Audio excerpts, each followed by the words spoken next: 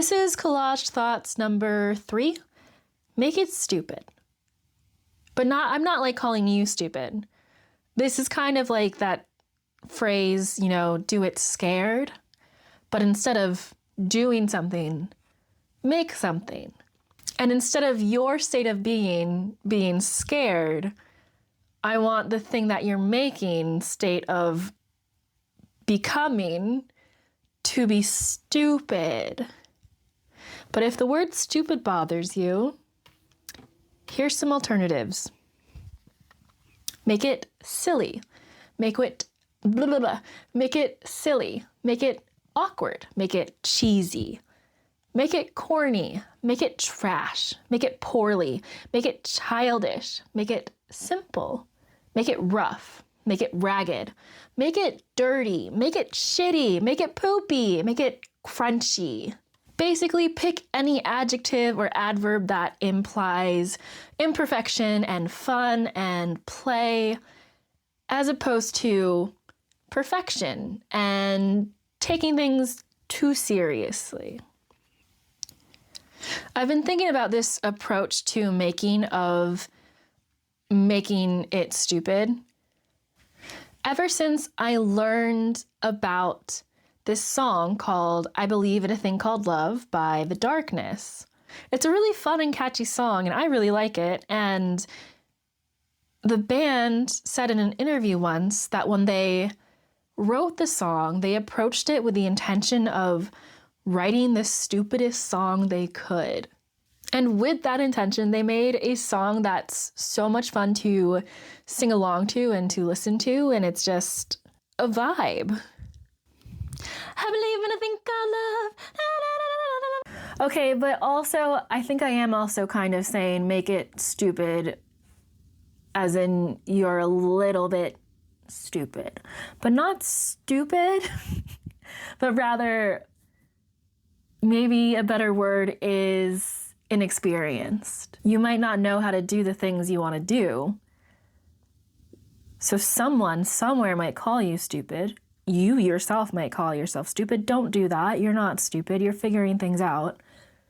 But you still have to do and make the things in that state of stupidity.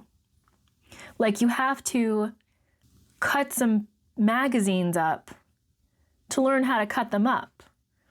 You have to struggle to record audio and vocalize your thoughts and sound stupid while you're doing it in order to get to a place where you can speak off the cuff eloquently. You gotta make it stupid while you are also a little bit stupid. And now I'm thinking to myself, how could I make this video sillier, stupider, weirder? Something about flowers, something about this collage that I'm making and the phrase that I put together. Also, insert flowers to help get the world you need. I want to give you flowers. I want to insert flowers into this video. So, but what does that look like? What do stupid flowers look like vocally? What is the world I need? The world I need is a world where people make things stupid. Why? That's a great question. You know what? Here's some flowers. I'm going to find some quotes. I'm going to find some quotes about why we should create, and I'm going to share them with you. Okay, I like this idea. Be right back. Okay, here are 3 quotes, a bouquet of quotes, if you will. So this first one is from a book called The How, Notes on the Great Work of Meeting Yourself by Ursa Daly Ward. It is not about knowing what to do. My God, who knows what to do?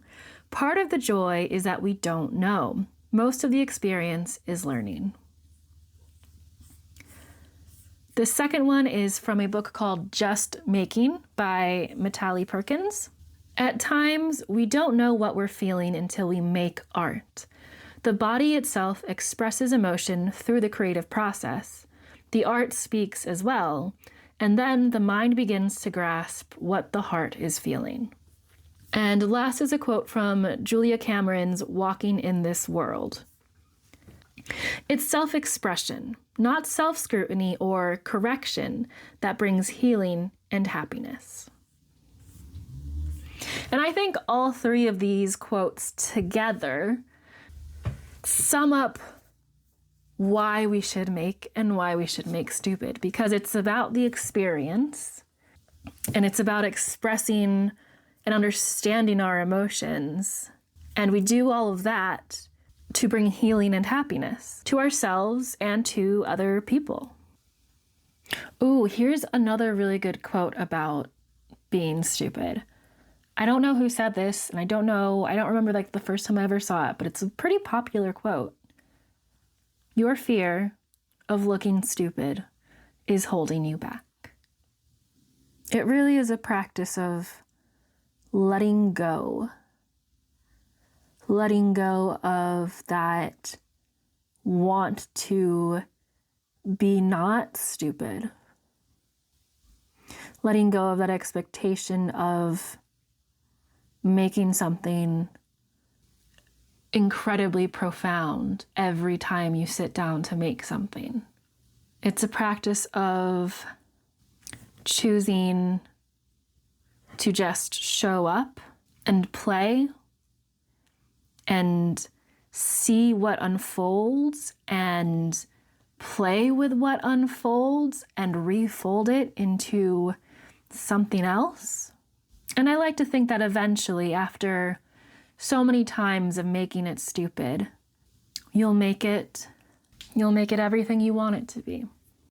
I think that brings us to the question of how, because it's not easy. I feel like starting something can be really hard, and starting something with that approach of letting go of perfection and profoundness is hard. So how do we loosen ourselves up? How do we set ourselves up for successfully making something stupid or making it fun or playful? If you have ways or like methods or exercises that you do that sort of like loosen you up and put you in that mindset of making something for the fun of it, making it kind of stupid, I would love to hear them. Leave them down in the comments. Right now, I can only think of 2 off of the top of my head. And maybe after I share those, some more will come to me. But really for me, the 2 things are music and movement. Like dancing around your room like no one is watching kind of movement. Oh, singing is also one. And I guess these aren't necessarily things that like, I mean, maybe you could incorporate them into the practice of making something. That would be interesting and kind of fun. But I'm thinking more of like in preparation for, as like a little pre-ritual before you start working on something. Oh, there's also this, I feel like, trend going around online right now about whimsy and like introducing and seeking and finding and creating moments of whimsy in your life. And I think that is a really great way to make things stupid or silly or fun. One of my favorite whimsical things to see around places are just googly eyes on things. And another really fun thing you could do is leave the decision making up to something random like a spinning wheel or rolling dice or like pulling cards from a deck of cards. I used to watch a lot of like Sims YouTube builders, and it's like a really common thing for them to spin the wheel to determine some aspect of their build, like the number of rooms or the size of the room. Yeah, I really like that. I really like that, like, the decision is no longer yours. It's something else's. And then your job is to just work with the result of that decision. I think that's all I've got for now. I don't know how long this video is going to be, but it is what it is, and it might be stupid.